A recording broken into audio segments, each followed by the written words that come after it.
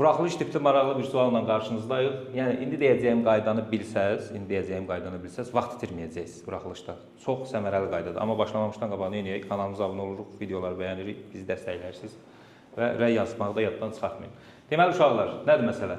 Məsələdə deyir ki, belə bir bərabər yanlı trapesiya verib. Trapesiyanın yan tərəfi 10-dur, oturacaqların hasilini verib bizə ki, 189 olarsa trapesiyanın diaqonalı soruşur.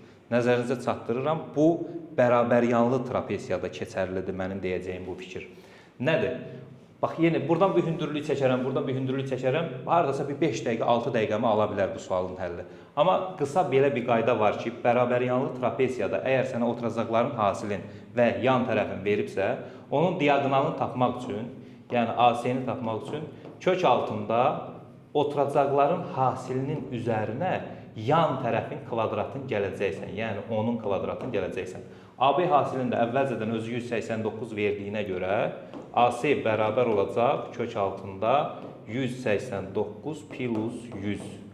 Bu da olacaq kök altında 289. 289-dan da kök nə çıxır? 17.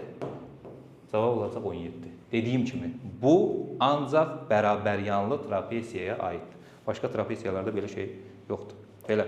Onlayn dərslərə qoşulmaq üçün 055 597 0151 nömrəsi ilə əlaqə saxlaya bilərsiniz. Belə.